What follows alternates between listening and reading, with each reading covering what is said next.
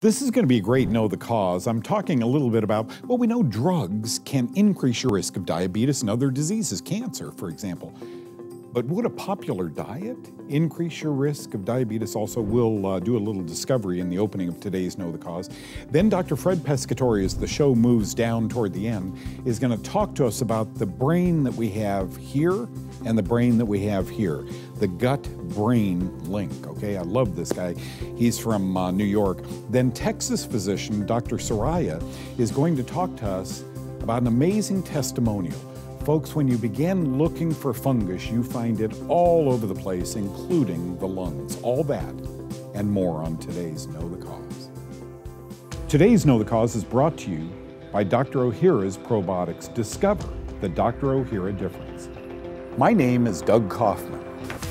For the past 40 years, I've dedicated my life and even my career to finding the root cause of disease. Join me in a team of physicians, pharmacists, and scientists, and soon you too will know the cause.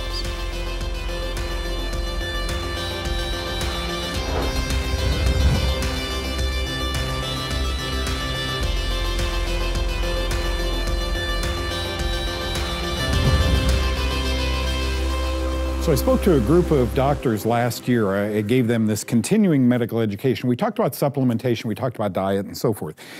And a couple of them said, I no longer do gluten tests. I don't do gluten tests on my patients. I just tell them, here's a diet, follow the gluten-free diet.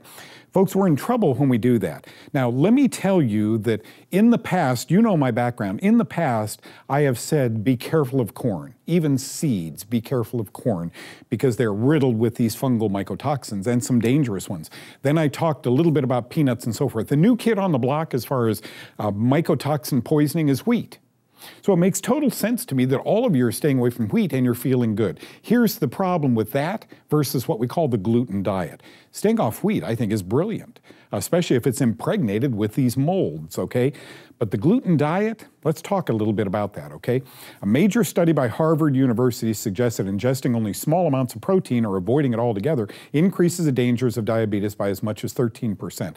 Okay, if you're a student or a professor of glutenopathy, you're someone who follows this diet, you're saying, wait a minute, what's Harvard talking about protein? I can eat eggs, I can eat chicken, I can eat nuts on the gluten-free diet. What are they talking about? And it didn't make sense to me either, but I wanted to raise your bar of awareness a little bit. I don't worry about diabetes at all with the gluten diet. I don't care what Harvard says. What I worry about is cancer or other diseases if you're following this diet. Just hear me out. I know there's a lot of you who are advocates of the gluten diet, okay? Researchers behind the study have suggested that people that limit their gluten intake who are not celiac patients should think again, and pointed out there's no evidence that going gluten-free has any health benefits, and there's where I got this out of England. It almost seems as though if we the people love something, a supplement, a program, a diet, that boy, the big boys with all the credentials are going to come out against it, unless it's something not named after a doctor. The Atkins diet. I knew Dr. Atkins. We were buddies. We had breakfast many times together. But they poo-pooed him because he was getting wealthy on it. The Mediterranean diet. Wait a minute. That's a whole different thing. That doesn't have a name on it. We love the Mediterranean diet. Okay, but along comes a Kaufman diet. Trust me, it's only a matter of time. As we get bigger, they're going to say, boy, that Kaufman's a quack, just like they did Atkins. But they poo-poo things that seem to be working. Instead of being real scientists and figuring it out, what is it about this gluten diet that so many people are feeling better? They're poo-pooing it. Well, you have to stay away from protein. No, you don't, Harvard. Eat plenty of protein on the gluten diet. So come again. Tell us what you object about it this time. So now they're saying, well, if you have to stay, your gluten intake, you're avoiding gluten and you're not a celiac patient, then there's no evidence that gluten-free has any health benefits. Look, there's no evidence oxygen has any benefits, right? But it does. I know it does, okay? My take, people are following a gluten-free diet and feeling great, but the great effects are short-lived because sugar is gluten-free, corn's gluten-free, peanuts are gluten-free. Corn and peanuts are the most impregnated foods in the world with mycotoxins. But let's take it a step. I didn't know this. You guys on the gluten diet, did you know this? Alcohol, Myers rum, Jack Daniels, brandies, Jose Cuervo tequila, Smirnoff vodka, and 34 brands of beer are gluten-free. Shame on you, you teetotalers. I thought you weren't drinking on the gluten diet. Now, final slide. Avoiding wheat, rye, and barley is about 5 to 10% of what should be avoided if you'd like to challenge the fungal mycotoxin cause of your illness, which I think many illnesses, including cancer and diabetes, are. Corns, peanut, and sugar must be avoided, folks. Sugar feeds the yeast that corn and peanuts might start. What's wrong with alcohol? I think I'd be better to answer that what's right with alcohol.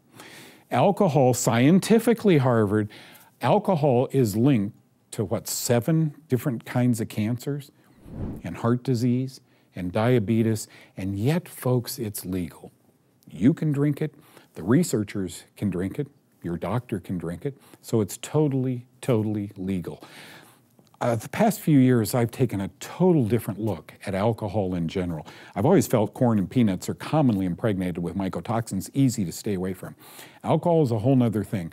All I'm asking you to do is not listen to American Heart, American Cancer, American Everything Association and say that drinking in moderation is okay, right? What I'd like you to do is consider not drinking at all. A year from now, you're going to thank me.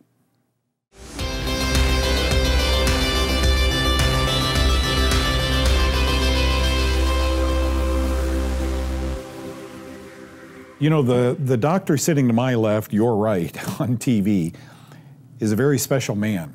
He is capable of helping far more patients than he was 1 year ago. He is board certified. This is a tough one by itself. In pulmonology, he's also board certified in internal medicine, sleep medicine, all sorts of certifications. He's got more degrees than a thermometer.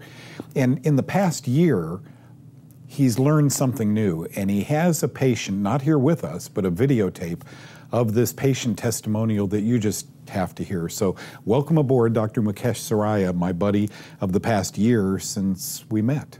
Thank you, Doug. Kathy, I met Kathy a few months ago. She has a farm in Ecuador, and I think she has family in Benton, so she was kind of coming back and forth, and she ended up in my hospital with history going back 16, 17 months of a cough that just wasn't going away. She came to me with a CAT scan that showed some nodules, some mosaic kind of picture, nothing specific, but something going on there. And she had been seen by numerous doctors, put on antibiotics and so on. So when she comes in, there was nothing else for me to do but just find out what the problem was. So we did an endoscopy, and comes up the culture of Aspergillus along with a Mycobacterium avium complex, both of which can lead to the CT reports that we saw, which shows nodules and so on. So we chose to treat the fungus first. And so we put her on itraconazole or Sporanox. She flies back to Ecuador, does well for a few weeks, and then starts getting congested again. So she comes back to me, again, sounded very congested, so we went and scoped her again with the same results this time in terms of cultures. But what we did this time, different from what we did the first time. When you culture her, do you find a fungus growing in there? Yes. Okay. So basically, we had to wait on the culture reports before they come through. Couple of weeks. Yeah. So once she came back and we identified again what was going on with her, I put her on the Kaufman diet or the phase 1 diet along with colloidal silver and Colorex. And you had just mentioned Colorex in one of your emails, a cystic fibrosis patient taking it. So said we have nothing to lose, give this a try. So she comes back after the second bronch into, again, each time she's flying back to Ecuador, and she lives on a farm that is surrounded by trees and, banana, trees and so on. And also has been flooded. So, we gave her some mold kits to kind of look at. And she was full, the home was full of the spores. Wow. So basically, even with that exposure, when she came back this third time, she was like a new person. She says her family does not recognize her from where she was. I mean, her color looks so much pinker, she's breathing better, and this was as clear as any lung could be, that I had seen her. Let's take a look at Kathy right now. You folks decide. This is really good. Watch. I was sick for 14 months before I saw Dr. Soraya, and I was in Ecuador at the time. I came back to see him. He did a bronchoscopy and found fungal infection in my lungs. He started treating me with medication. I got a little better and then came back again, still not well. And he did a second bronchoscopy, but also the first time put me on a diet, and the second time a follow-up from the diet. We've seen a difference, but the second treatment was also colloidal silver, which has made such a difference. I would say that I'm well at this point. And the Colorex, I believe that's how you pronounce it. All of the supplements that they've recommended, the air purifiers, everything that they've recommended has been such a difference. And I would say it's more the natural remedies that's made the difference than the pharmaceutical medications, but that's my opinion. I love her happiness. And it wasn't like that a couple of years ago when she was hacking and coughing. A patient's worried when they cough and cough and cough and run from doctor to doctor to doctor and get handed steroids and antibiotics. That's not who he is anymore. Dr. Mukesh Soraya is her doctor. What changed it? Well, I think being aware that this is not simply organism that's just there. It's not an innocuous, as is claimed, Fungus, it's not just a pathogen. I mean, it is a pathogen. It's not just a colonized, organism. And also being aware that antifungals by itself is not the answer. It takes a village to kind of make this happen. You've got to do everything. I'm firmly believing in the last 2 or 3 months experience that I have, the diet is the number one, reason why she's better. And I truly believe that while we have to treat with pharmaceuticals, they're to be used only as a temporary stop measure until we are able to change your environment, clean up your environment, clean up your food supply, and do the whole thing. Without which, up until I met you, Doug, that's what I was practicing. Was antifungals at the most, and not really looking at the environment. Here's a doctor who used the T word, temporary, with drugs. Most doctors don't. P word, permanent, with drugs. Until you clean up your environment, be it your house, be it the office, until you clean up your diet, until you get on good, healthy supplements, medication is a P word, permanent. Listen to what the good doctor said. Thank you, and thank Kathy for us. That was a Thank great you, Doug. You bet.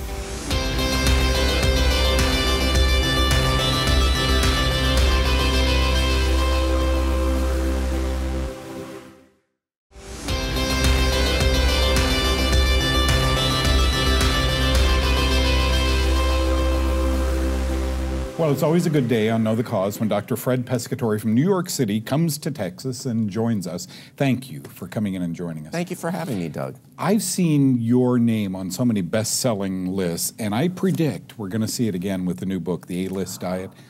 Teach me, what's in this book? What's in that book? It's the latest, greatest nutritional science there is known to man as of today. You're going to learn how to lose weight. You're going to learn how to eat right. You're going to learn about different foods. You're going to learn about how amino acids, which is really what that A stands for, how amino acids will make a world of difference in your health and in how you can supercharge your metabolism and just the overall goodness that amino acids do for you. Do you find, like I do, nutrition is so rapidly changing? Changes all the time, You could be doesn't doing it? a book every 6 months. Especially now, which is so nice. I mean, when we first started this, back, when the earth was cooling, I mean, we had something new come out once a year. Now, on my email list, it comes constantly. Every day. Every single day. So it's amazing. The book is subtitled, Lose 15 Pounds, Up to 15 Pounds, Look and Feel Younger in Just 2 Weeks. I know his age. So this is the right guy to write this book. Absolutely amazing. I've known you for a lot of years. In this book, you kind of jump off a few times on probiotics. Sure. You talk about the fibers, the benefits, the systemic assistance. We tend to think we swallow something, so we're going to benefit right here. But you talk about this really being more systemic. Teach us a little bit about probiotics, why they're necessary. Should only people who have taken antibiotics take them? Should we all take them? Well, I mean, the reason why I talk about it so much in a book, especially in a health and nutrition wellness diet book, however you want to describe those words, you really have to detoxify first, right? You have to clean up. I've always said this, I've said it for years. You have to clean up your internal environment. And our internal environment is what makes the rest of us feel good. So a probiotic is not for a stomach ache, it's not for indigestion, it's not for heartburn. You know, all of those buzzwords, constipation, diarrhea, all those things we associate with our gut. Yep. Well, guess what? Our gut affects our brain. It affects how we think, it affects how we sleep, how we feel, what our mood is. It affects our cardiovascular system because of the oxidative stress that is caused when the food you're eating, you're not getting the nutrition from the food you're eating. And that's the beauty of something like Dr. Ohhira's probiotics. I mean, there are a lot of probiotics on the market, let's face it. But not one that's a live system, doesn't need to be refrigerated. It's got prebiotics. These bugs have been learning to live together for years and years. They've been naturally fermented together for years. There's postbiotics after that. So it's got the food that they need to work together. It creates, you know, short-chain fatty acids. I mean, we could go, the science is endless on this, which is another thing why I love about them. And I've got to tell you, Dr. Pescatore, when I first started talking about probiotics many years ago, I talked about people taking them because your gastroenterologist doesn't know. So if you have ulcerative colitis, tummy problems, it might be a good idea, but always check with your doctor. I'm now finding, you know, this is still a unique one on the market. Isn't that amazing? Still, you know, 10, 12 years later. I'm finding that people benefited far outside of their tummies by swallowing this. I mean, how does that work? Is that what you're talking about, postbiotic? Well, how it works is that it provides the body with the nutrients that it needs in order to be healthy. And that's where the term postbiotics comes in. So it's not just the prebiotic, it's not just the, you know, it's not just the probiotic, but it's also what happens after I take that. And that's when you start seeing the systemic effects. That's when you start seeing everything happening from head to, I mean, all of these things. Nutritional supplements work head to toe. Yeah, I'm taking a couple of probiotics now. I'm taking Dr. Ohhira's. I've been loyal to this company as long as they've been advertising. When you learn about Dr. Ohhira's probiotics, you just look at other probiotics differently.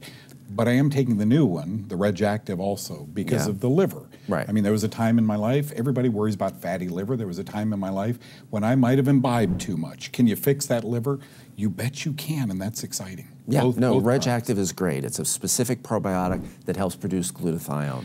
And glutathione's an amazing substance in the body. It is, indeed. And the thing I want to drive home is don't stop taking this when you start taking Reg Active. Maintain your loyalty to this. Start the probiotics. And let me just tell you something. You see on this table here, we've got a book, and we've got 2 of the 60 counts of Dr. Ohhira probiotics. You buy 2 of these, this book, Dr. Ohhira, Dr. Pescatore's book is coming to you free of charge. That's great thing. Everybody needs to read that book. Thank you for coming in today. Thank you so much for having me. You bet.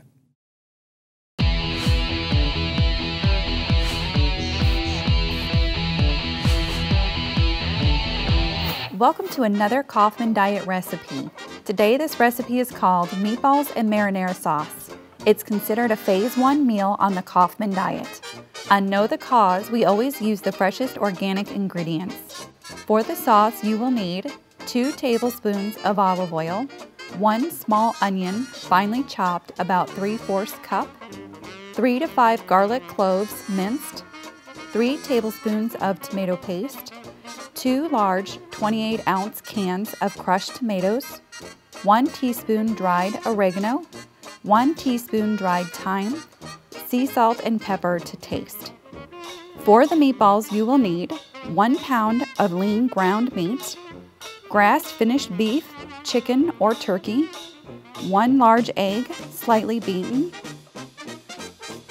1 medium onion, finely chopped, ½ cup Italian parsley chopped, a 1/4 cup heavy whipping cream, ½ cup quinoa flakes, 1 teaspoon of sea salt, and finally a 1/4 teaspoon of pepper. To make the sauce, Heat olive oil in large pot over medium to medium-high heat. Saute onion for 3 to 5 minutes until translucent. Add garlic and saute 1 minute more. Add tomato paste, stir and cook for another minute. Stir and crush tomatoes. Season with salt and pepper, oregano and thyme, and simmer for 25 minutes. To make the meatballs, in a large bowl, we mix together ground meat, egg, onion, parsley, heavy cream, quinoa flakes, salt, and pepper. Mix with hands and form 12 uniform meatballs. After the sauce has simmered for 25 minutes, drop the meatballs in the sauce. Place in one layer. Give them a little room. Cover with lid and let simmer for about 15 minutes until meatballs are cooked through.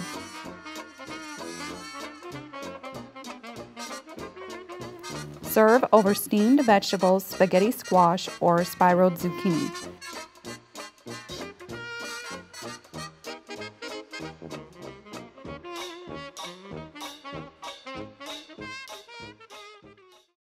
Isn't that interesting how the gut affects the brain? We're all interconnected. Thank you so much, Dr. Fred Pescatore. This is the product, Dr. Ohhira's Probiotics. I swallowed 2 of them this morning after breakfast. This is a product I've been on for many, many years. Yeah, the brain really does work pretty well. As an old guy, I can still think. That's a good thing.